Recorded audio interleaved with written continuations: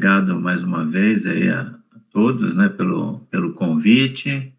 Boa tarde aí a todos e todas que estão nos ouvindo. Boa tarde a Irina, o Roberto, né, e o José Luiz, que vão participar conosco aqui nessa mesa, né? Eu vou procurar explorar um pouco, né, alguns avanços aí e alguns desafios que nós temos ainda na norma de desempenho, né? O tempo é relativamente pequeno, que a gente vai estar junto aqui, né? Mas vou tentar pensar alguns pontos aqui que eu acho que merece destaque, né? E dar oportunidade aí para os nossos colegas abordarem um pouco e também de forma transversal, né? Como a questão do desempenho interfere aí na produção dos materiais, né? No projeto, na construção e até na fase aí pós-entrega da obra, né? Uma das exigências, vamos dizer assim, mais sensíveis, né, aí na própria discussão da norma de desempenho, pós-norma de desempenho, foi a questão do desempenho acústico, né, que a gente não tinha, vamos dizer, tanta sensibilidade para isso na época, né, e a gente pode considerar que houve uma evolução muito grande, né, o envolvimento aí de vários setores produtivos, né, o desenvolvimento grande aí na parte de laboratórios, né, e até na parte aí do maior conhecimento que se tem hoje do comportamento dos produtos, né, dos materiais de construção de uma forma geral, né, e um conhecimento das técnicas de projeto, né, das análises de simulações, né, e da importância aí de uma execução adequada, de um controle adequado para que possa se atingir aí os níveis de desempenho acústico exigidos, né? Houve um trabalho muito grande de vários setores, né? E nós passamos aí, antes da norma de desempenho, de valores que nos indicavam aí RW na faixa aí de 40 dB ou abaixo disso, para hoje valores de 45, 50 decibéis medidos em laboratórios, né? Então, efetivamente, houve uma evolução bastante grande, né? Uma outra evolução que a gente pode destacar, né, que na realidade, desde 2011, que a gente vem discutindo esse aspecto, né, até antes da publicação aí da edição de 2013 da norma de desempenho, né, foi, de alguma forma, caracterizar, né, a classe de ruído ambiente, né, para fins de isolação sonora de fachadas, né. Nós não tínhamos isso na norma de 2013, mas, felizmente, hoje nós temos as referências, né, para o nível de pressão sonora incidente na fachada, que facilita muito a gente entender, né, e isso bastante alinhado aí com as outras normas de acústica, né. A verificação do critério de desempenho, né, ainda é feito em campo, né, que é a verificação lá da isolação sonora da fachada em campo, né, porém, nós temos hoje referências, né, para os valores de RW, né, compostos, né. A partir de medidas isoladas de laboratório, a gente consegue compor aí um valor de RW e ter como referência para as diversas classes de ruído, né, 1, 2, 3, que vai aí até 70 decibéis, né, obviamente acima disso, né, em condições especiais ou situações diferenciadas, a gente tem que fazer estudos específicos, né, o caso de rodovias, ferrovias, né, proximidade de aeroportos, né, outras fontes aí de ruído, né. Um outro aspecto também de destaque, né, nessa edição aqui de 2001, né, com relação à diferença, né, de nível ponderado entre ambientes, né, isolação sonora entre ambientes. Até por conta aí dos apartamentos tipo estúdio, né, onde a gente tem a função também de dormitório junto com a sala, né, foi criado aí um critério específico para isso, né. Esse último critério que vocês estão visualizando, né, ele não existia, né? E hoje existe, né? Quando a gente tem aí a separação aí pelo rol, né? Com ambientes que podem ser usados com essa função também de dormitório, né? Os valores de campo são os valores exigíveis, né? Porém, os valores de laboratório são sempre referência para os fabricantes, né? Os fabricantes, obviamente, vão fornecer ao projetista, à construtora, os dados de laboratório, né? Com uma diferença em relação à situação que nós tínhamos anterior, né? Anteriormente, nós tínhamos lá um valor médio de 5 dB, né? Que considerava aí a exigência do RW, né, acima do valor de campo, né?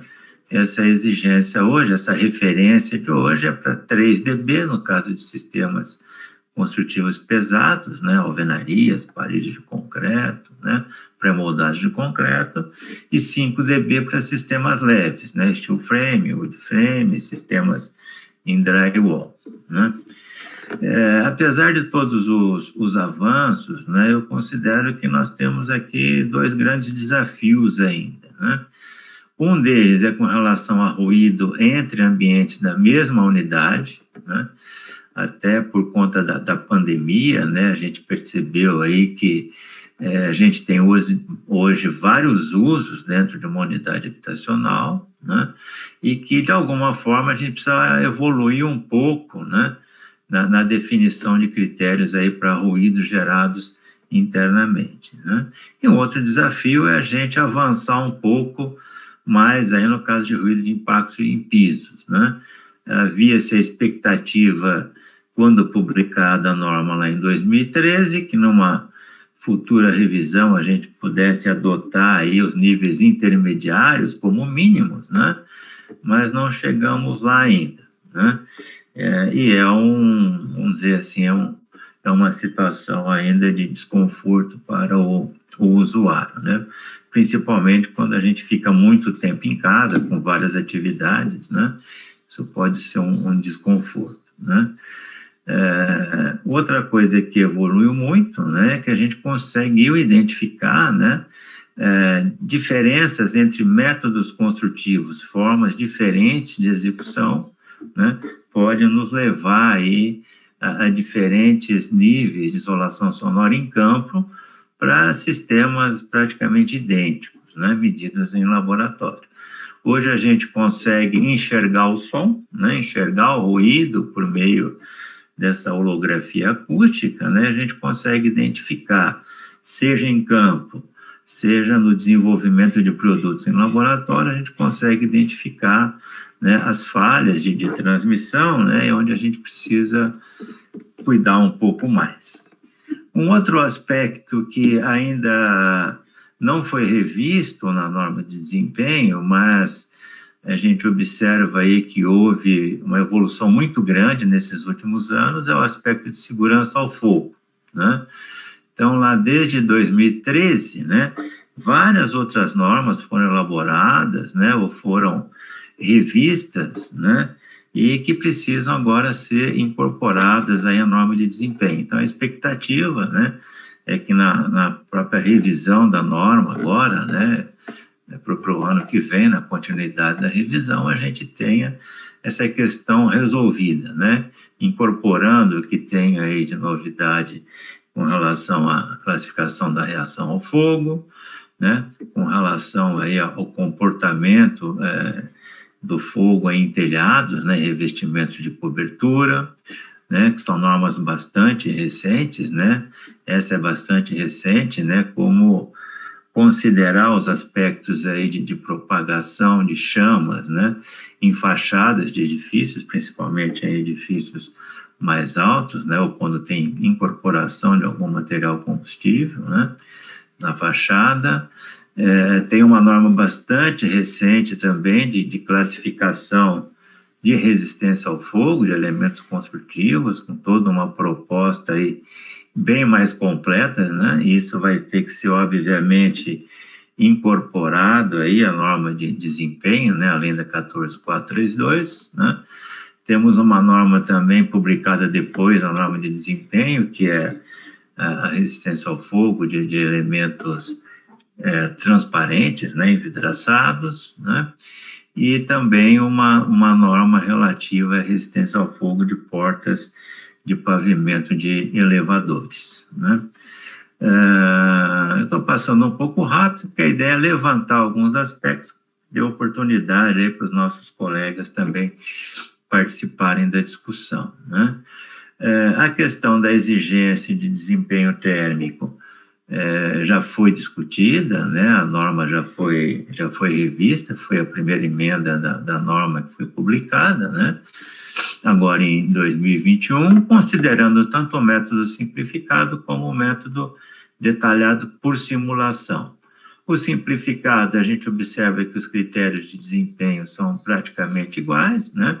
A menos de uma pequena diferença aí da transmissão térmica de paredes externas nas zonas bioclimáticas 1 e 2, porém com uma novidade importante, que é considerar um limite de área envidraçada na fachada, né? E as aberturas para ventilação. O que mudou muito, né, foi o método de simulação, que é um método detalhado. Nós tínhamos anteriormente a simulação feita com dias típicos, agora nós temos simulações em anos típicos, né? Para quem assistiu à palestra anterior aí do professor Eduardo Toledo, né? Está muito ligado à questão de eficiência energética, né? O desempenho não está mais sendo comparado com o clima, mas com uma habitação, uma edificação de referência, né? Há considerações sobre o entorno atualmente, né? Na versão anterior não se considerava isso na avaliação, e uma série de definições aí quanto ao parâmetro de comparação, né? Essa edificação de comparação, que isso não existia anteriormente, a gente comparava com uma situação de clima, né? E não com uma edificação, né? Isso nos levou aí a um primeiro desafio, né? Que, por exemplo, no SINAT, Sistema Nacional de Avaliações Técnicas, né, como a gente formular documentos de avaliação técnica para sistemas inovadores, ou fichas de avaliação técnica para sistemas convencionais, né, se a gente não dispõe de projeto, né, como o fabricante vai demonstrar o desempenho do seu produto, do seu sistema, se nós não temos um projeto pré-definido. Então, foi criado aí um modelo, né, um modelo de protocolo, né, onde a gente possibilita que para o fabricante, para o fornecedor no sistema, né, consiga avaliar aí o desempenho do sistema construtivo do ponto de vista aí do desempenho térmico. Né? Então, esse protocolo está sendo publicado agora esse ano ainda, né? Vocês vão poder ter acesso lá ao portal do PBQPH, né, que está com o portal aí todo novo, né? E um outro grande desafio, né, é a questão da condensação, né? Nós temos a questão de salubridade, mas nós temos também a questão de durabilidade, né? Como se comportam os sistemas, como é feita aí a migração, né, o transporte de umidade no sistema construtivo, né, principalmente sistemas que podem, né, de alguma forma, serem comprometidos aí por conta aí de umidade intersticial, né, na umidade que ocorre dentro do elemento construtivo, né. Ainda é um desafio, nós precisamos achar uma forma de considerar isso, né, para melhorar a durabilidade, obviamente melhorando a durabilidade, né, melhorando aí a sustentabilidade aí das nossas edificações. É um assunto que já evoluiu bastante, né? Questão de durabilidade, em especial a ação de calor e choque térmico em paredes, evoluiu bastante de 2013 para cá. Nós tivemos aí 2 redes já de pesquisa. Essa última rede agora, que é a rede Cibratec, foi feita um programa grande de interlaboratorial com vários laboratórios, né? E o que precisa fazer agora, né, isso não é nenhum desafio, uma necessidade, né? Tem que incorporar também essa avaliação, essa análise na parte 5, coberturas, né? Não tem muito sentido ter para parede de fachada e não ter para cobertura, né? E o aspecto durabilidade é um aspecto que tem que ser sido bastante discutido, né? E a ideia o projetista acabou ficando aí com uma responsabilidade muito grande, né, para a definição da vida útil de projeto, né, dos produtos, dos procedimentos aí de uso e manutenção, né? Mas a ideia é discutir um pouco melhor essa questão, né, melhor as atribuições aí de cada participante do processo, né, e até definir, né, o posicionamento do fabricante com relação a fornecimento aí de referências para a vida útil, né?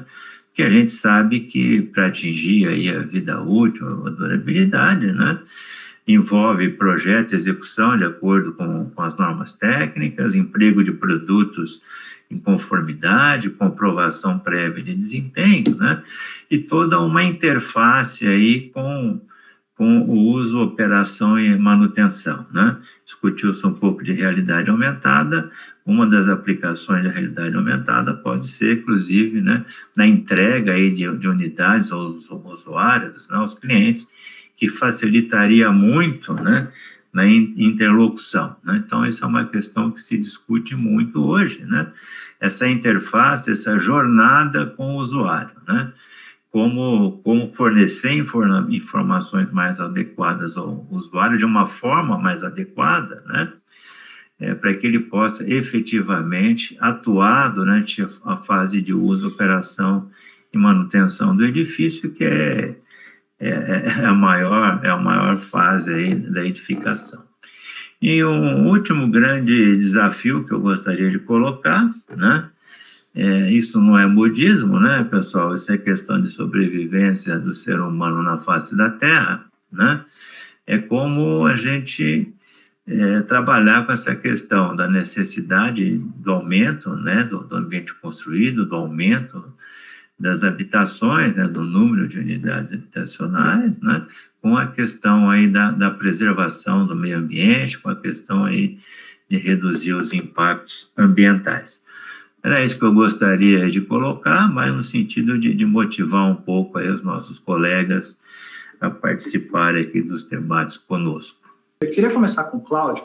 Cláudio, a gente sabe da sua experiência que você tem na avaliação de sistemas construtivos, inclusive você mencionou o SINAT, né? Queria que você comentasse, então, um pouquinho a evolução dessa avaliação dos sistemas construtivos inovadores, né, à luz do surgimento da norma de desempenho e comentasse especificamente, eu queria que você comentasse um pouquinho algo que você passou pela sua palestra sobre qual que é o contexto atual da avaliação de sistemas construtivos inovadores com a revisão da norma de desempenho e o que a gente terá daqui para frente, né? Ok. Na realidade, né, a gente implantou o SINAT em 2007, né? Em 2007 começou a funcionar o SINAT, né?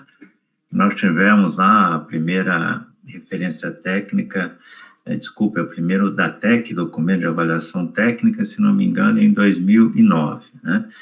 Mas isso só para situar, né? É uma discussão que já vem há muito tempo, né? E ela foi implantada antes da norma de desempenho, né? Então, na realidade, o que puxou toda essa discussão de desempenho, né, de avaliação de desempenho, foram os produtos inovadores, foram os sistemas construtivos inovadores, né?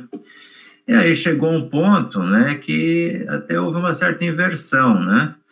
Poxa vida, para os sistemas convencionais nós não temos os indicadores de desempenho e temos para os inovadores, né? Então, achou-se por bem, né, uniformizar, né, a coisa. Nós precisamos ter, na realidade, né, os parâmetros de desempenho para todos os sistemas, né, sejam convencionais ou inovadores, né? Então, do ponto de vista, vamos dizer assim, da avaliação técnica, né, se a gente pegar aspectos de acústica, de desempenho técnico, do ponto de vista metodológico, né, as coisas são muito semelhantes, né? As coisas começam a ficar diferentes quando a gente trabalha com desempenho estrutural, porque, obviamente, muito sistema inovador não tem modelos, né, de avaliação, então precisam ser desenvolvidos novos modelos ou desenvolvidos programas de ensaios para fazer análise estrutural, né? E aspecto de durabilidade, né? Aspecto de durabilidade é um aspecto bastante crítico quando a gente está trabalhando com sistemas inovadores, né? Nós precisamos identificar quais são aqueles agentes específicos, né? Que atuam naquele determinado produto e propor formas de analisar, né? Com ensaios acelerados, né, ou de alguma forma avaliar essa durabilidade. Então, é muito interessante, né, quando a gente fala de durabilidade na norma de desempenho, a gente não encontra questões específicas, encontra valores de vida útil, né, mas a gente não sabe exatamente como avaliar. E no SINAT, particularmente no caso de produtos inovadores, a gente tem formas de avaliar, tem critérios específicos para isso, né? Então, fala lá no Steel Frame, tem critérios, né, e outros sistemas também. Um outro aspecto, Renato, importante, né, para não me alongar demais, é que o SINAT, ele ajudou e tem ajudado muito a impulsionar o sistema de normalização no Brasil, que é um dos objetivos, né? Muita gente pensa assim, não, puxa, nós precisamos fazer norma para sair do SINAT. É o que todo mundo quer. Né? Quem está no SINAT quer isso, né? A norma de parede de concreto, né? Ela foi concebida porque a primeira diretriz de avaliação técnica no SINAT foi de parede de concreto. Depois houve todo um trabalho de convergência para gerar a norma de parede de concreto. Parede de concreto ainda está no SINAT? Está para aqueles produtos, para aqueles materiais, para aquelas condições que não estão previstas na norma técnica, né, de parede de concreto, mas aquilo que já está na norma não tem necessidade, né? E assim está caminhando, né? Steel frame para uma norma, né? Wood frame para uma norma técnica e vários sistemas estão caminhando para isso porque tiveram a oportunidade de ter essa base inicial, né? O drywall também no passado era um sistema inovador para nós, né? Hoje é um sistema que tem normas técnicas, tal, então para a gente é considerado como um sistema convencional. Na realidade, é isso que diferencia, né? O que mudou muito também é que hoje nós temos as duas coisas, né? Nós temos o SINAT inovador e o SINAT convencionais, né? O inovador tem lá os documentos de avaliação técnica e o... Bom, Renato, a gente poderia ficar mais uma meia hora aqui, né? Vamos dar oportunidade para todos participarem. Vamos deixar aqui os nossos colegas comentarem, e justamente eu queria pegar esse gancho do que o Cláudio falou e direcionar uma pergunta tanto para o José Luiz Camareiro quanto para o Roberto Cardoso, acho que começando pelo José Luiz, a respeito de como que vocês, nas obras e nos projetos, nos empreendimentos de vocês, como que vocês, na hora que vocês estão avaliando os sistemas consultivos que vocês vão adotar, inclusive sistemas consultivos inovadores ou materiais, como que vocês se utilizam dessas avaliações técnicas, né? E se as informações elas são suficientes, as informações que o mercado disponibiliza são suficientes para vocês, ou se vocês enxergam desafios e pontos de melhoria nesses aspectos. José Luiz, você quer começar? Pode ser. Legal. O Renato, primeiro só uma pequena correção, ajuste aí, eu estou representando então a Build e a Vita. Então nós temos duas empresas no grupo, certo? A Vita atua no Minha Casa Minha Vida, aí, o antigo Minha Casa Minha Vida, que é o Casa Verde e Amarela. Então nós temos obras basicamente no método construtivo de sistema de alvenaria estrutural, e a Vita, certo? E a Build, saindo do programa, a gente entra com a estrutura, basicamente, estruturas convencionais. E, bom, vou tentar te responder aí, você vê se eu estou indo no caminho. A gente sempre viu a norma de desempenho, então, como um incentivo para a inovação. Isso eu acho que é bacana, porque a gente começou a ver desafios para a gente melhorar o desempenho da nossa edificação e buscar novas formas. Só que, sem dúvida alguma, eu acho que hoje é uma barreira você, estudar uma nova tecnologia. algo que, poxa, você ainda não tem o DATEC, que não foi testado, que você não tem uma construção com muito tempo de utilização, que você possa comprovar aquilo. Então, essa passa a ser uma barreira. Aí tem um papel muito importante da união do fornecedor e da indústria. Nós temos em Build feito muito trabalho, alguns trabalhos off-site. Nós vamos ter um empreendimento aqui em Ribeirão, que está começando agora, que nós vamos ter uma fachada em estilo painelizada, que ela vai vir da indústria, é uma parceria com a Saint-Gobain, que ela vai vir toda painelizada, com caixilho instalado, mas a gente tem toda a dificuldade. A gente acredita que o desempenho vai ser atendido quando a gente testa os materiais todos individuais. A gente acredita que a gente vai atender um desempenho até superior. A gente escolheu uma fachada bem problemática, que a gente tinha uma incidência do sol da tarde aqui bem forte, e a gente acredita que a gente vai entregar um conforto muito melhor para o nosso cliente. Mas então a gente vê dessa forma, apesar de ser um incentivo, sim, para buscarmos novas tecnologias, tem esse desafio da gente ter que testar, né? Se acabar sendo o primeiro aí. Mas esse é o preço que se paga, né, pela inovação. Melhor testar antes, né, Zé Luiz? Sem dúvida, sem dúvida. Roberto, você quer complementar? Como que é a experiência para vocês na adoção de sistemas inovadores? Veja, nossa empresa ela é muito voltada para padrão médio e alto, tá? Produtos muito personalizados. Tá? Então, a grande dificuldade é exatamente no início da concepção do projeto. Acho que a gente sabe que o processo o sistema não está muito maduro. Tem muitos arquitetos que não tomam conhecimento da eficiência de cada material. Então, a gente tem um gasto de energia muito grande entre receber o projeto arquitetônico, passar para a empresa que vai analisar a viabilidade e o desempenho dos materiais, o desempenho acústico, de acordo com cada ambiente, para depois voltar para o projeto de novo e adequar. Então, existe um gasto de energia muito grande e chegando até, algumas vezes, de ser um entrave muito sério para o projeto. Ter que, nessa mão de tecnologia, de produtos muito mais caros que o mercado, porque eu tenho que lançar mão de uma esquadria extremamente fora de padrão para poder atender a norma de desempenho, porque não foi pensado anteriormente no projeto da arquitetura. Então, está faltando, como a gente falou agora há pouco na palestra anterior do BIM, está faltando maturidade de toda a cadeia produtiva, né? Projetos e também produtores de materiais e subsistemas. Você vê quantas empresas de esquadria já estão produzindo e já está carregada na sua produção a norma de desempenho. Então, a grande dificuldade que é a dificuldade de todo o processo novo, e o Cláudio falou muito, né, que tem muitos desafios, né? O desafio de incêndio, de coberta, de choque térmico, de coberta, então tem muita coisa evoluindo e que traz muita incerteza. A gente, às vezes, está lançando um empreendimento num pré-projeto com o risco de que alguma coisa venha impactar na norma de desempenho que encareça um pouco mais aquele projeto. Por quê? Porque nós fazemos um projeto muito personalizado. Então, não é só...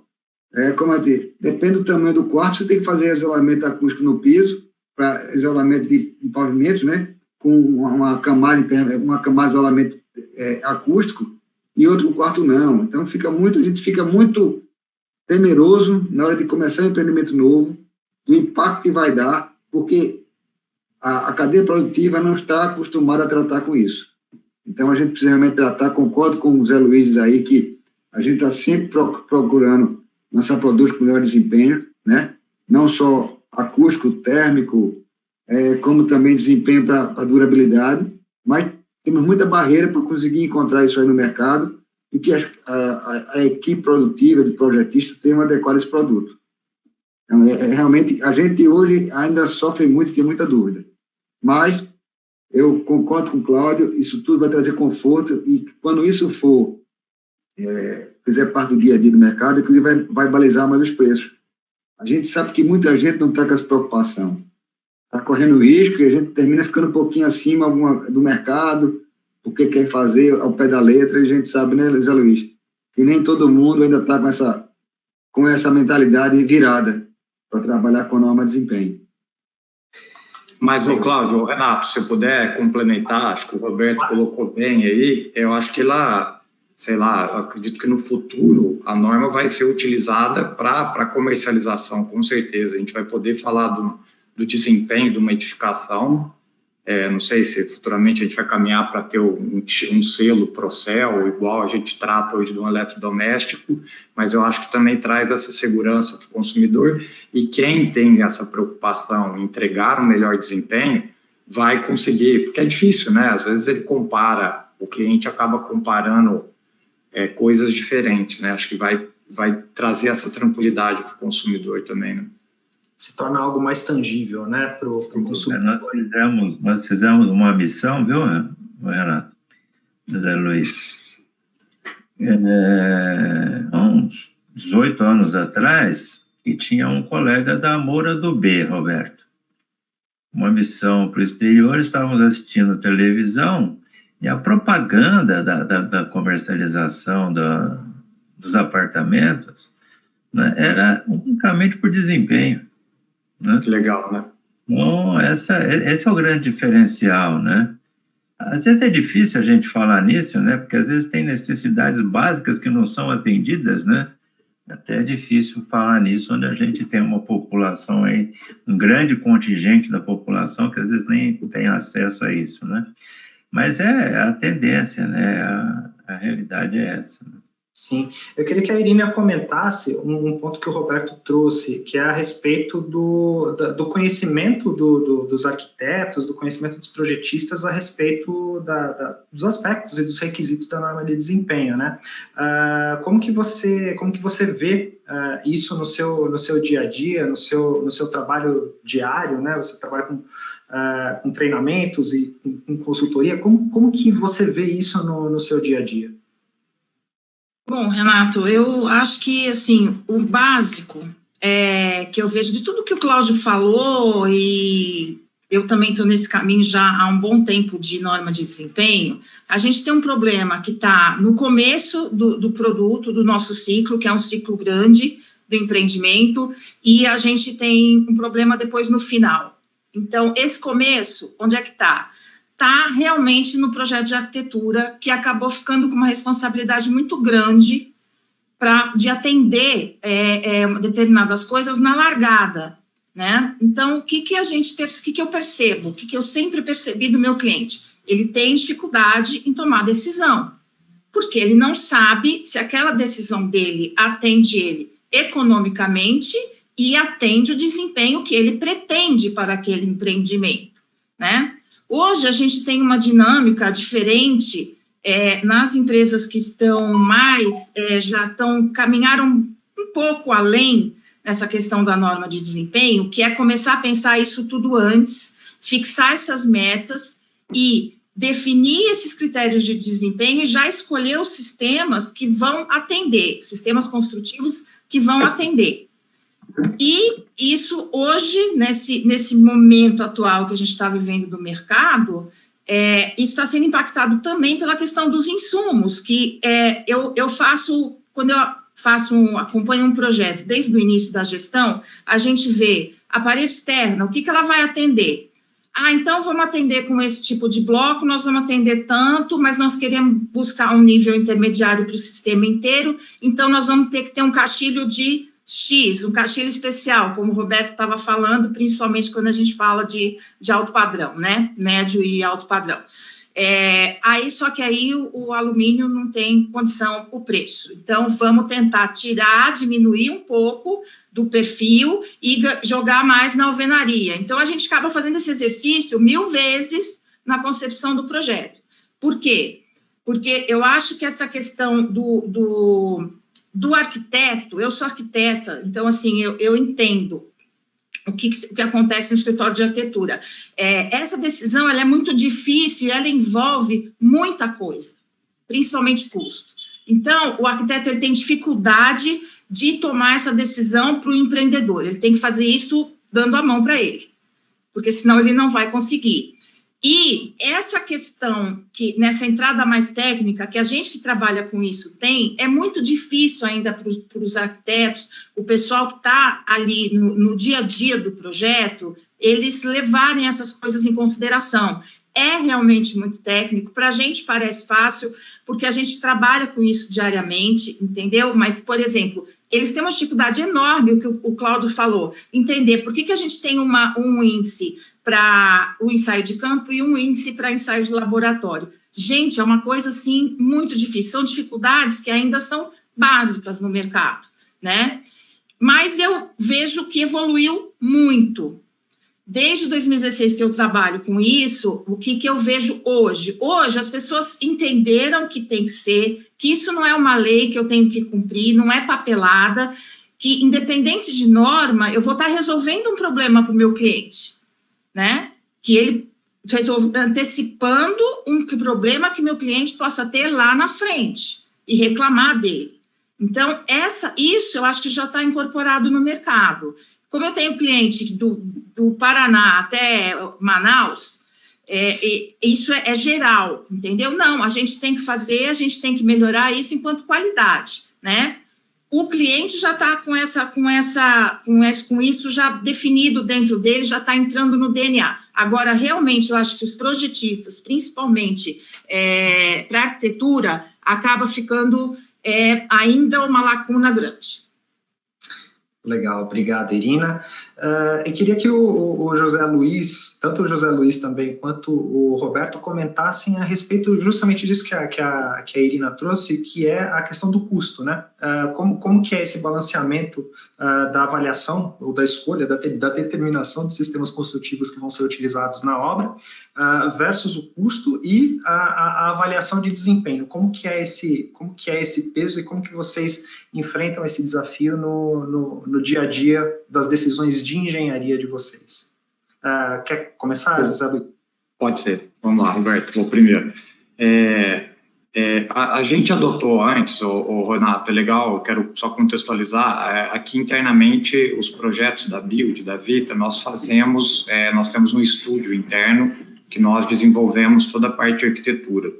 E eu acho que isso facilitou um pouco a introdução da norma para nós. Então, hoje, os nossos arquitetos, nós acabamos internalizando muito das atividades. Então, por exemplo, hoje, o ensaio lumínico, o ensaio térmico, nós já conseguimos, nosso arquiteto já faz aqui, ele já tem o sisteminha que ele já consegue saber se o caixilho colocado vai atender o lumínico para aquele ambiente, se não vai. O térmico, idem, dependendo se é uma alvenaria estrutural, e do local que nós estamos, não vai poder pintar a fachada numa cor escura, senão a gente não vai atender o desempenho térmico.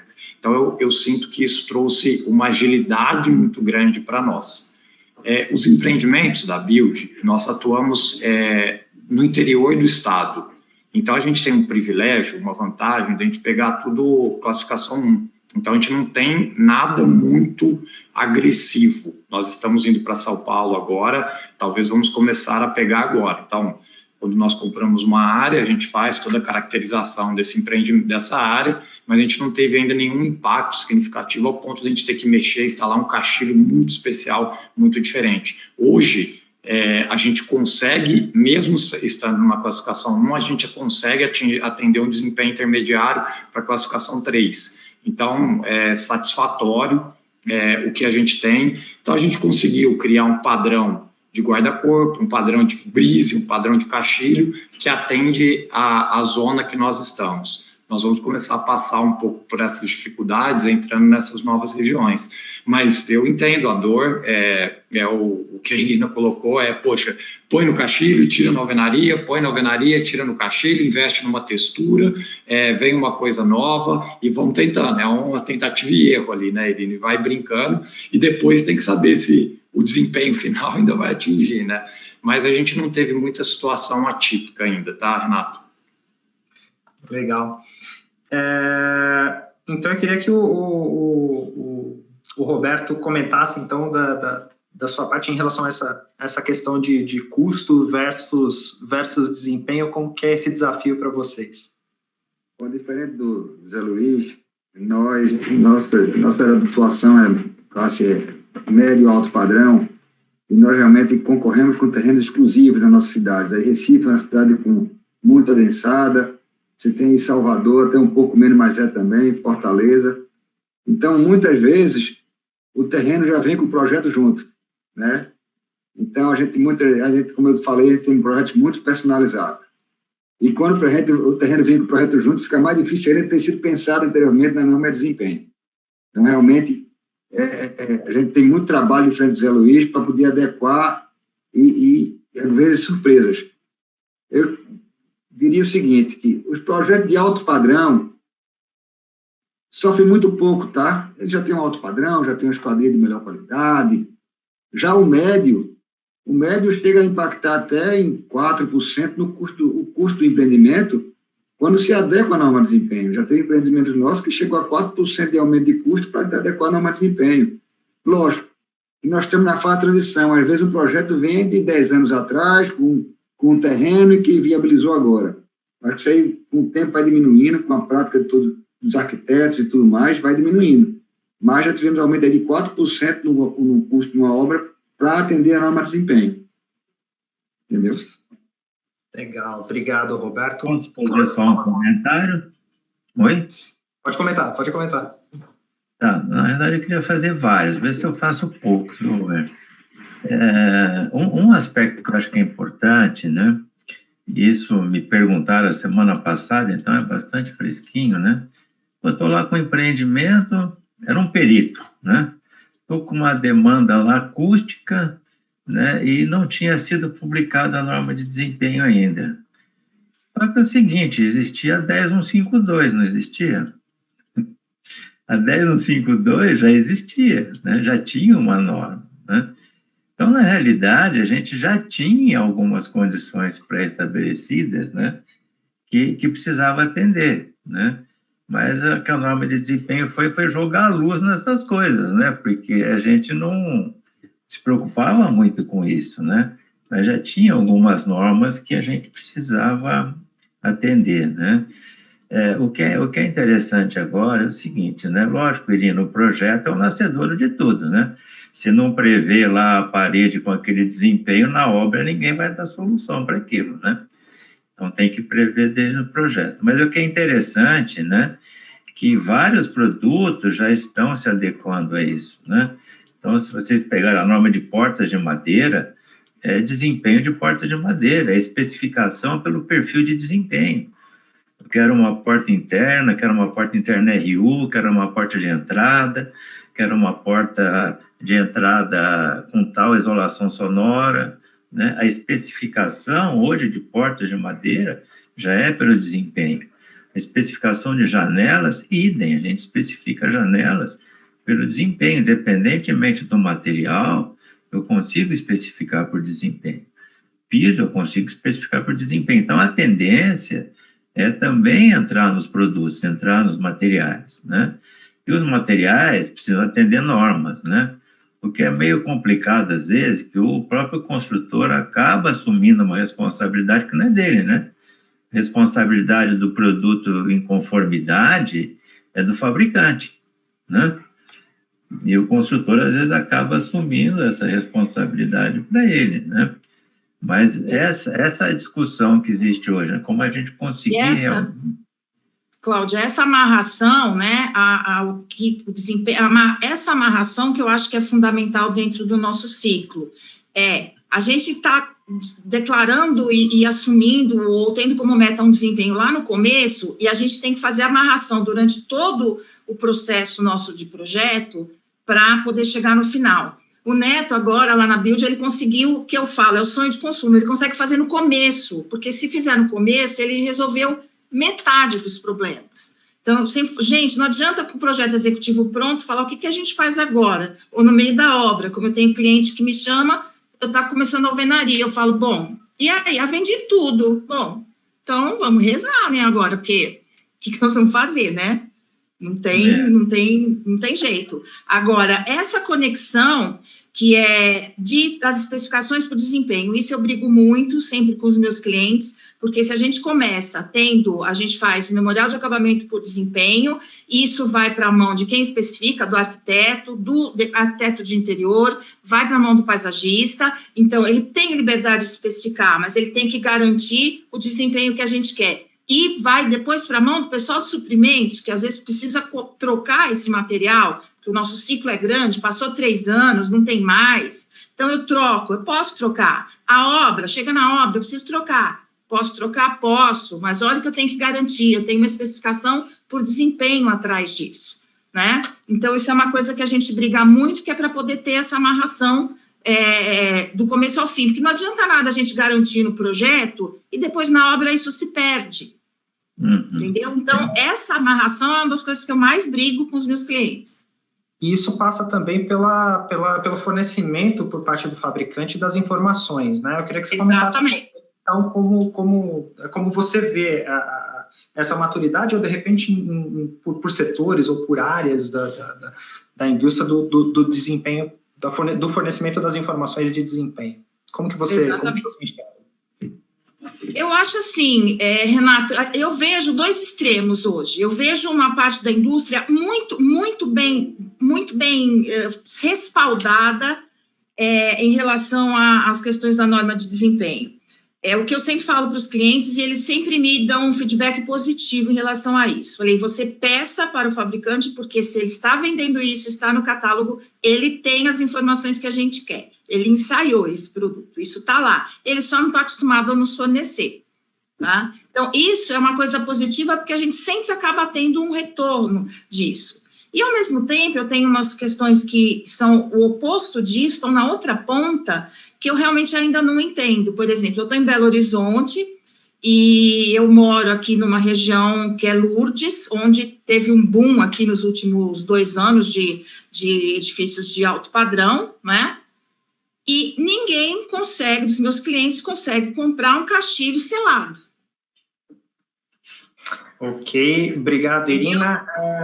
Eu queria só passar uma última pergunta. O Roberto ele vai precisar se ausentar daqui a pouquinho. Queria só te passar uma última pergunta, Roberto, a respeito. Queria que você comentasse também essa questão como você enxerga essa questão do fornecimento de informações sobre desempenho dos fabricantes de materiais e como que é para você na ponta da construtora essa questão. Eu concordo plenamente com o que o Cláudio acabou de falar. E a acústica já é uma coisa antiga, que já tinha a norma de acústica, a 10052, e concordo que as coisas estão se adequando, né? Existem já produtores de esquadrias se adequando, com certificados, existem materiais e fornecedores de materiais que estão se adequando. A gente está numa fase, assim, até um pouco complicada, nós estamos com dificuldade de recebimento de material nessa época. Então, às vezes, o cara que é certificado não pode fornecer para a gente, que rapaz não tem condição de fornecer. Então, após a pandemia, a retomada do crescimento da construção civil causou outro problema para a gente. Né, Luiz? Tentar manter o fornecimento com um custo justo para poder fazer a obra no prazo. Então, é como eu disse no começo. Sem falar do custo, né? Porque... Pois é, o custo está pipocando. Então, nós estamos no processo de transição. Nós estamos se adequando. Eu concordo com o Cláudio que tudo isso vai, e com a Irina, que tudo isso vai se adequar. Nós estamos naquela fase de transição em que quem está buscando atender a norma de desempenho está sendo uma série de dificuldades com projetos, com parceiros, com fornecedores de material, fornecedores de serviço, de sistemas, mas que a gente hoje, estamos órfãos, não estamos órfãos.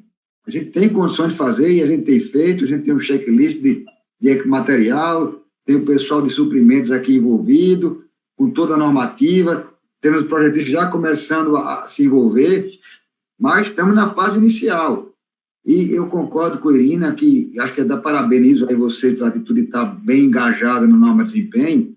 A gente tem que começar a ter projetos pensados diferente.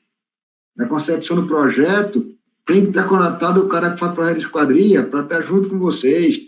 Tem que estar o cara contratado para dar coberta para estar junto com vocês, para sair junto. Já que nem todo mundo entende todos os subsistemas da construção civil, tem que ser contratado tudo junto, para pensar junto de vocês. A gente poupa muito trabalho e retrabalho. Né? Então, é como a gente começar a usar o BIM hoje em dia.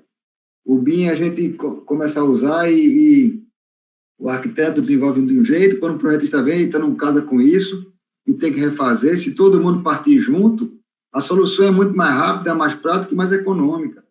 Então, a gente tem que mudar o jeito de fazer projeto. Né? Todos têm que estar envolvidos, desde o arquiteto ao projetista, ao fornecedor de material, que a gente já sai com o empreendimento especificado. Por que não chamar o fornecedor de material para estar ali junto, dando apoio ao arquiteto. Então, acho que a gente tem que pensar em começar a projetar diferente, né? Com um pouco mais tempo, como sempre se fala nesse jargão antigo. Na Europa se planeja um empreendimento, no Japão, em 2 anos se faz em 6 meses. Aqui se projeta em 2 meses para fazer em 5 anos, em 4 anos, em 3 anos. Então, é mais uma força que a gente tem que dar essa frase, porque se não for assim, nós vamos estar jogando dinheiro fora. Ou então não vai estar dando desempenho suficiente para o nosso cliente, e depois vai vir para cima da gente de volta. E como o Cláudio diz, cai tudo nas costas da gente. Se o material não tem desempenho, quem vai pagar para o pato é a construtora, no final das contas. Então, eu acho que foi bem enriquecedor essa conversa. Pode falar, Cláudio. Né, Cardoso? O Renato me autorizou assim, intrometer, viu, Cardoso? Por isso que Não, tem um aspecto que é extremamente importante, né? Hoje, o pós-obra, né? Essa jornada aí com o cliente, depois da entrega da obra, né? Também é uma jornada que precisa tomar muito cuidado, né? Do ponto de vista de atendimento, as necessidades e tal, né? Senão, você vai acabar tendo que substituir produto, trocar materiais, né? Com a pessoa morando lá dentro. O custo disso é muito alto, né? Não tem muito sentido ficar fazendo isso, né? E às vezes acontece, né? E às vezes acontece e tem que haver substituição de materiais já no pós-obra, né? Já está instalado, tal, tem que quebrar, tem que mexer, tem que... Né? O custo disso é muito alto, né? Principalmente depois do primeiro ou segundo ano, depois da entrega, né? Aí o custo do atendimento é muito elevado para a construtora. E outra coisa, Cláudio, completando o que você diz, como está baseado na norma, o problema é uma projeção geométrica, não é aritmética. Se uma pessoa reclama que as quadrilhas estão dando acústica, ele vai ganhar e vai falar para o outro, todos os apartamentos vão mudar junto. Então, é a projeção geométrica o prejuízo a partir dessa norma de desempenho. Então, esse é o temor.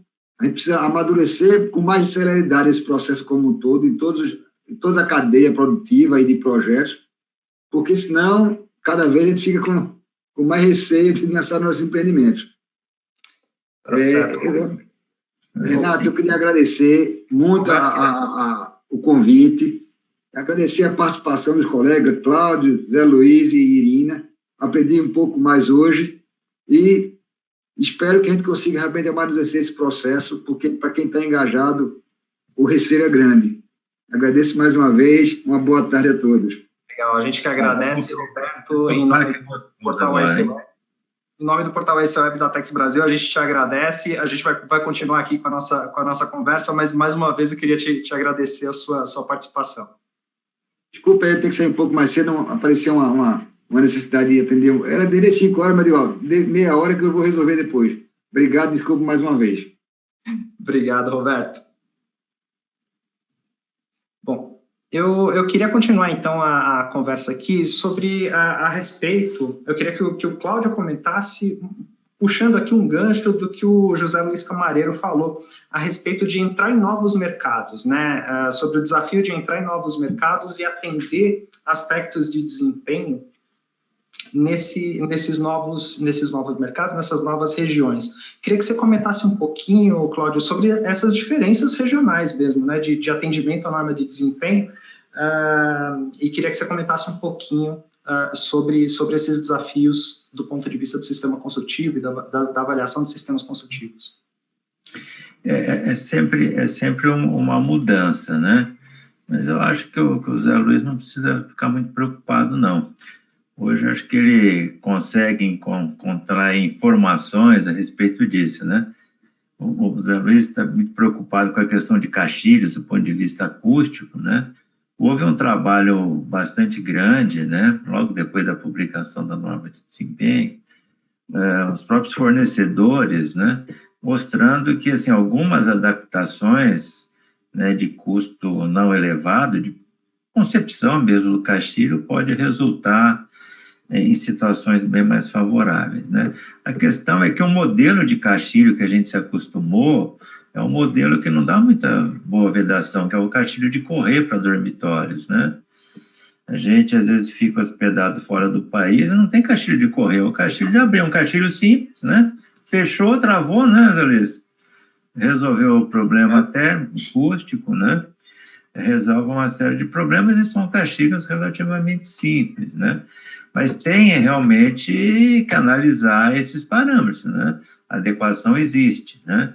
Se você está acostumado a construir no interior e vai para uma região litorânea, né? Eu acho que o impacto é maior ainda, né? Porque você tem toda uma questão de durabilidade, né? Muda a forma de projetar a estrutura, né? Os cobrimentos são diferentes, no caso de concreto armado, os coraços, as proteções são diferentes, né? O caixilho tem que ter um desempenho diferente, né? Porque a agressividade ambiental é muito grande, então realmente muda e a gente precisa estar olhando para isso, né? Se o Zé Luiz for construir lá na terra do Cardoso, precisa ter rede pendurada na parede, né? É uma questão cultural, né? Então, não dá para você projetar uma parede que você não consiga fixar a rede de dormir, né? Parece bobagem que eu estou falando, mas acontece, né? Acontece. Então, fixa e cai, né?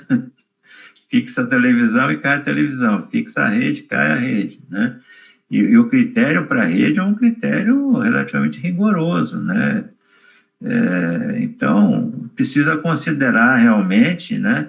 Essa realidade, vai construir numa região que eu tenho muito ataque de xilófagos, eu preciso considerar que eu tenho que fazer alguma coisa com aquilo, né?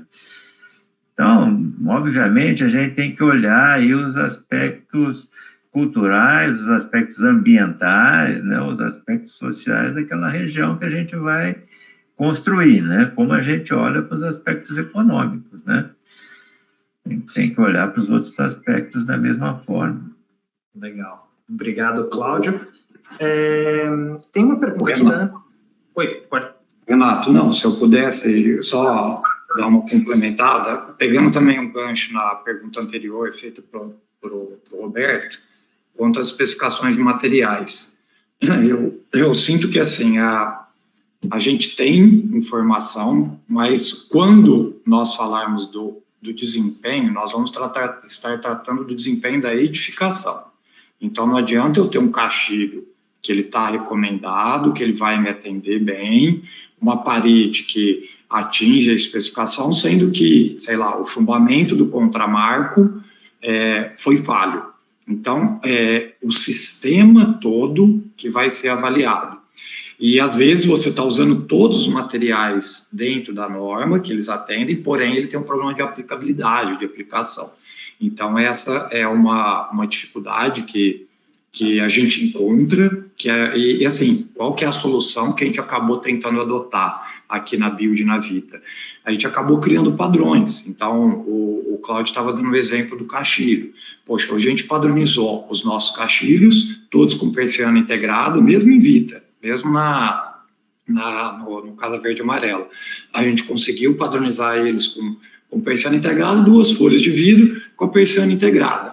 Temos que ter atenção no chumbamento, ele tem que estar totalmente vedado e tal. Enfim, essa foi uma prática que a gente acabou adotando.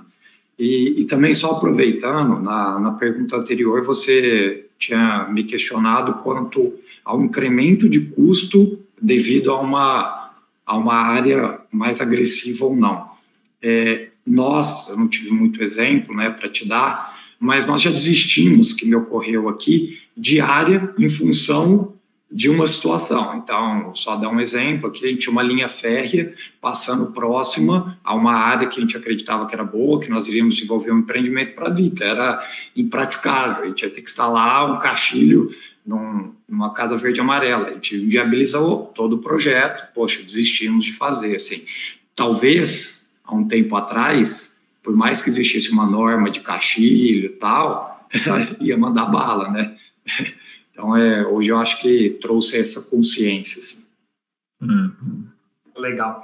Eu queria direcionar aqui uma pergunta para a Irina. É uma pergunta aberta, mas eu queria que a Irina começasse a respondendo, a respeito dos desafios, da nova revisão, né, da norma de desempenho, relativas à parte térmica, né? Uma pergunta da Ana Lúcia Chagas Barbosa Santos.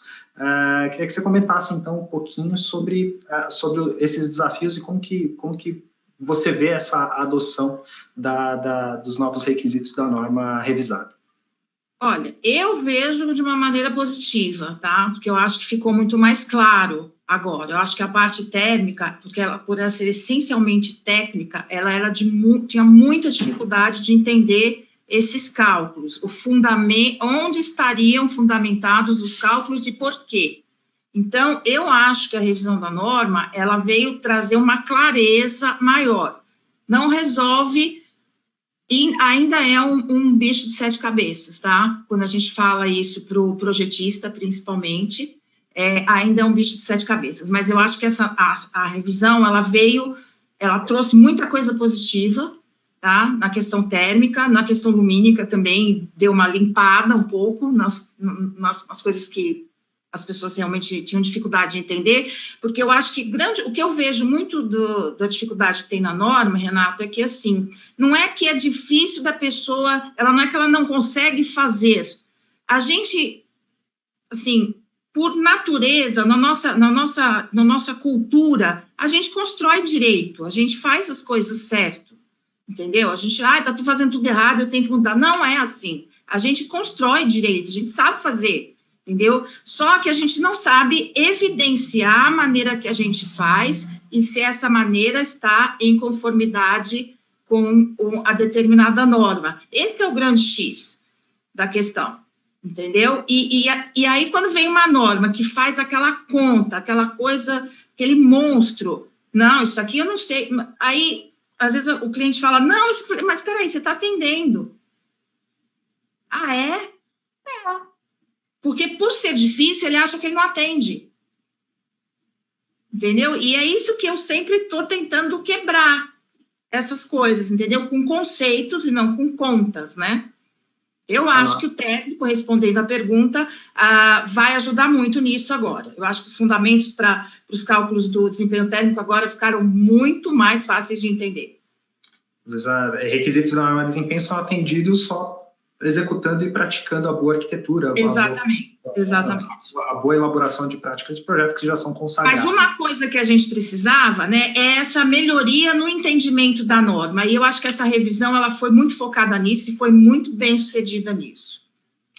Legal. Antes de passar para o Cláudio, eu queria que o José Luiz Camareiro comentasse, então, um pouquinho também como que você recebe a revisão da norma e como que você recebe exatamente a revisão? O Renato, assim, eu sinto que só estamos evoluindo. Então, assim, poxa, quando nós começamos, a gente tinha um medo. A gente falou, cara, o que vai acontecer aqui? Era um bicho de 7 cabeças e as coisas estão cada vez mais simplificando, os fornecedores, todos os stakeholders mais preparados, projetistas. Olha o bate-papo que a gente está tendo aqui, assim, sabe? Então, eu vejo só como uma evolução, assim, não tem muito mais a acrescentar o que a Irina falou, não. Legal, obrigado, Zé Luiz. E aí, uma pergunta para o Cláudio. Cláudio, você colocou ali, eu anotei aqui tá aqui nas minhas anotações, um dos seus últimos slides a respeito de incorporação. Olhar lá para frente, como incorporar critérios de desempenho ambiental, né, em obras, na norma de desempenho, enfim. Você tem perspectivas ou propostas, ou como você enxerga essa incorporação de critérios de desempenho ambiental em normas brasileiras?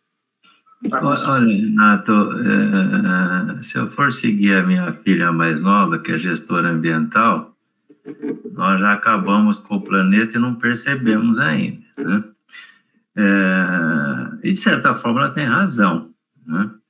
Mas é o seguinte, lá na versão de 2013 já tem lá algumas pinceladas sobre isso, né? Na época, no sentido de incentivar que começasse a se preocupar com isso, né? Hoje eu acho que nós estamos muito mais próximos disso, tem uma preocupação muito grande, tem trabalhos sendo feitos, né? foi comentado aí no painel anterior, na mesa anterior, a respeito de falta de dados brasileiros.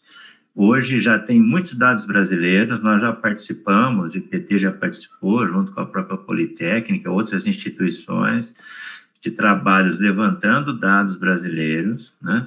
Está sendo agora desenvolvido uma base de dados, um projeto aí com apoio de uma agência alemã, né? Para ter muitos dados brasileiros, e a ideia é começar a incluir exigências, né? Eu perguntei no evento que nós fizemos em 2019 se o construtor comprava um produto se tivesse alguma diferença de impacto ambiental, né? Isso não estava no radar dele, né? Um simples concreto, né? Um concreto, né? De uma usina para outra, dependendo da composição, dependendo lá das condições de fabricação, transporte dos materiais, pode significar 10% do impacto ambiental do outro material, do outro concreto, né? Com a mesma resistência e tudo mais, né?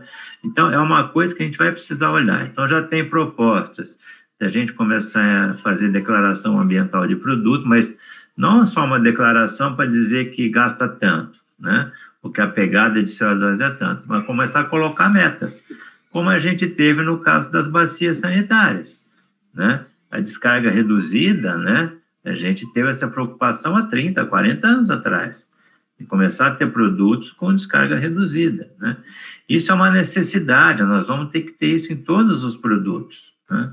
Então, você ter esses critérios é uma necessidade muito grande, tá? Então, estão sendo desenvolvidos trabalhos a respeito disso, e a ideia já é começar a propor isso talvez no ano que vem, espero, né?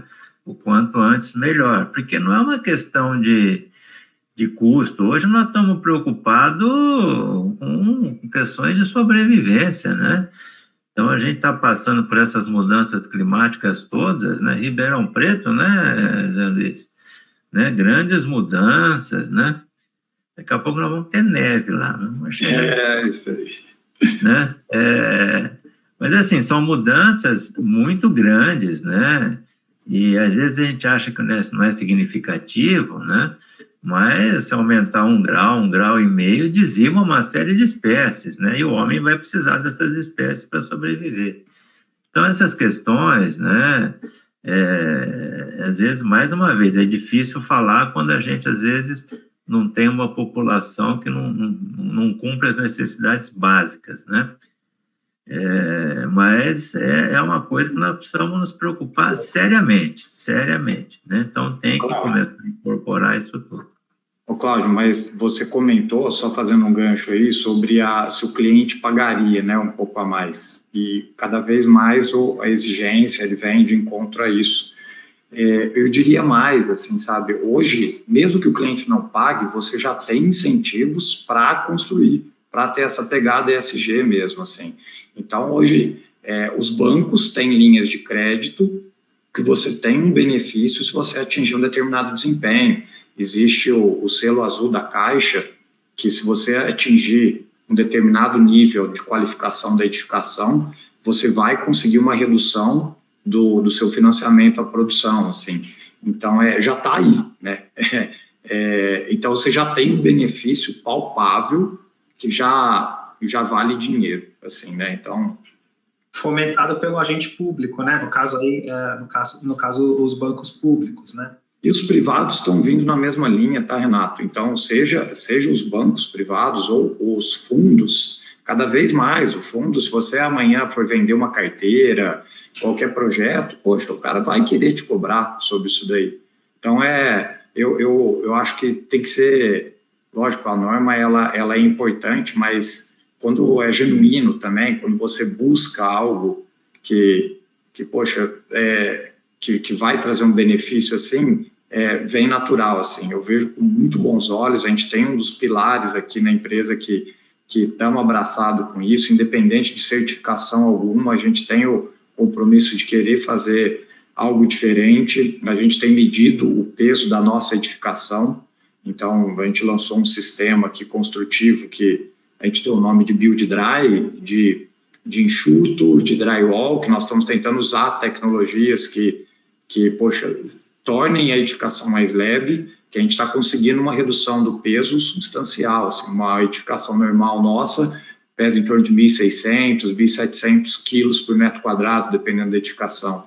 A gente está reduzindo para perto de 1.200. Se a gente conseguir alterar todo o perímetro da parede externa, que uma parte está em concreto, para steel frame, a gente tem condições de chegar perto de 1.000 quilos por metro quadrado. Poxa, você reduzir 70% da sua carga, do seu peso, lógico, você vai reduzir a fundação, esse é o custo direto. Agora, quanto que você está impactando em transporte de material? Nossa, eu acho que é uma conta que às vezes a gente nem sabe fazer, Renato. E esse benefício vai vir, é um movimento que você tem que falar, cara, eu não vou fazer conta, o benefício não é ali, a parede de drywall custa 10 e a parede de alvenaria custa 5. É um movimento que você faz que meio que não tem volta, e você parte para uma obra mais industrializada, mais enxuta, mais ecológica, e, poxa, você vai reduzir desperdício, você vai conseguindo ter uma cadeia muito mais alinhada com todo o sistema. Legal, obrigado. Tem um videozinho, Renato? Oi? Tem um videozinho que deve ter uns 40 anos, mais ou menos, pouco menos, baseado num livro, chama-se Um Buraco Branco no Tempo. Acho que vale a pena a gente dar uma olhada, porque na época já tinha uma organização aí de direitos humanos que estimava em $1 trilhão, né, os recursos necessários aí para fazer uma série de benefícios para o planeta, né? E hoje nós temos aí a promessa aí de alguns empresários de colocar $1 trilhão nisso, né? Pode não resolver o problema, mas percebe-se já uma mudança de postura, né? Para essas questões todas. Exatamente. E é isso, né, pessoal? É uma questão de sobrevivência mesmo, né? A gente hoje já não consegue ficar em algumas regiões do país que a gente conseguia ficar com mais tranquilidade. É uma dificuldade, né? O Zé Luiz, nós estamos falando do interior de São Paulo. Eu cheguei a ficar um pouco no interior de São Paulo aí durante a pandemia, mas nessa época de seca, as queimadas e tal, começa a ficar insuportável. Não consegue respirar mais à noite, entendeu? Acaba se perdendo até os parâmetros de referência que, inclusive, a própria norma de desempenho que se exige de desempenho para o sistema construtivo. Meu último slide aí tem uma referenciazinha lá, que é um artigo que eu escrevi com essa minha filha mais nova, na Revista dos Municípios, justamente uma reflexão sobre essa questão toda da preservação, da criação de sistemas agroflorestais urbanos, junto com empreendimentos, com condomínios, entendeu? Para ver se a gente melhora realmente essas condições, né? Legal. Cláudio, Renato, só, desculpa a gente alongar muito nisso, eu sou entusiasta do tema, mas além dos nossos clientes, agentes financeiros, a gente começa a ser cobrado, inclusive, pelas pessoas ao nosso redor, os nossos colaboradores, assim, sabe? Acho que a gente está criando, pelo menos, uma sociedade relacionada a isso, que está bem engajada com esse assunto. Então, os nossos colaboradores nos questionam o que nós temos feito, que nós, Biodivita, como uma incorporadora, né? Qual que é o legado? Eu sou cobrado pela minha família. Você teve a sua filha que estava falando, Renato, eu tenho um filho de 10 anos, uma vez ele me questionou por que nós estávamos retirando uma árvore para fazer um prédio. Eu falei, poxa, e aí, o que eu respondo, né? Mas então a preocupação acho que está aí, né? Só não tem que agir, né? Não é falar, é fazer mesmo. Legal. Tem uma última pergunta aqui, a gente está se dirigindo aqui para o final, mas tem uma pergunta para a Irina. Irina, pergunta do Cristiano Machado, considerando aí o conforto acústico entre pavimentos, né? Pergunta se o tipo de laje faz diferença ou o que realmente faz diferença no isolamento acústico é o contrapiso e o acabamento utilizado nos apartamentos. É uma pergunta um pouco mais técnica do Cristiano Machado. Na verdade, é tudo junto, né? Não é nenhuma coisa e nem outra isoladamente. Então, não existe esse sistema, não existe, a gente nunca pode dizer isso não atende. Todo sistema pode atender, desde que bem trabalhado, tá? Eu vou dar um exemplo mais simples, que é de conhecimento de todo mundo, para entender a questão, como a gente tem que analisar a questão de um todo. Quando a gente fala, por exemplo, de laje nervurada, se não tiver, a capa não for maior do que 7, não passa no incêndio, não tem nada a ver. É a questão da ferragem, é a questão da posição, é a questão da simetria. A espessura da laje, ou o tipo da estrutura, ou o tipo do contrapiso, ou o tipo do acabamento, vai inviabilizar a questão acústica, entendeu? A questão custo sempre embutida, sim, mas não tem isso que vai... O que é que manda na questão do desempenho acústico. Ok, obrigado, Irina. Cláudio, você quer comentar? Não, acho que está tranquilo, é isso mesmo, né? Um conjunto de fatores, né? É que o nosso padrão de laje, né? Que é a laje maciça de concreto armado, né? Ela tem as suas limitações, né? As limitações estão dentro desse critério mínimo que foi estabelecido de 80 dB, né? A partir daí, tem que começar a trabalhar de uma forma diferente, né? Tem que trabalhar aí com que, eu não gosto do nome, né? Do contrapiso acústico, mas são camadas aí de separação que reduzem muito, né, o efeito aí do impacto, né. Em países onde tem uma tradição maior em usar lajes em várias camadas, isso é mais fácil de resolver, né. A nossa laje maciça é mais difícil, né. Mas o valor estabelecido não é um valor que traz conforto ao usuário, é um valor limite aí das nossas lajes de concreto, né. A partir de uma determinada espessura, obviamente. Ok, muito obrigado. Bom, a gente está se dirigindo aqui para o final do evento. Eu queria me despedir e agradecer mais uma vez, em nome do portal AEC Web e da ATEX Brasil, a participação de vocês, a colaboração de vocês, parabenizar o Cláudio Mitidieri mais uma vez pela palestra, agradecer mais uma participação aqui com a gente. Cláudio Mitidieri, pesquisador sênior do Laboratório de Desempenho e Sistemas Construtivos do IPT. Cláudio, mais uma vez, muito obrigado pela sua participação. Obrigado, Renato, pelo convite. É uma satisfação estar com todos vocês aqui e com todos que estão nos ouvindo e vendo. Mais uma vez, muito obrigado, Cláudio, amigo de longa data. Mais uma vez, obrigado, José Luiz Camareiro, sócio-diretor do Grupo Build e da Vita. José Luiz Camareiro, mais uma vez, muito obrigado em nome do portal AEC Web e da ATEX. A gente que agradece, Renato, obrigado pela oportunidade, parabéns para o AEC Web, para a ATEX pelo evento. Poxa, acompanhei aqui, não deu para acompanhar todo o evento, mas o pessoal muito gabaritado, muito legal. E obrigado, Cláudio, Irina, foi um prazer estar com vocês, o Roberto mais cedo aí, e contigo. Estamos à disposição, se precisar de contato, assim, o pessoal que está acompanhando, a gente está nas redes sociais aí, LinkedIn e tal, vai ser um prazer a gente trocar uma ideia. Muito obrigado, José Luiz Camareiro, e mais uma vez, obrigado, Irina Aibaras, arquiteta do escritório Guia 40. Irina, muito obrigado pela participação em nome do portal AEC Web e da ATEX Brasil.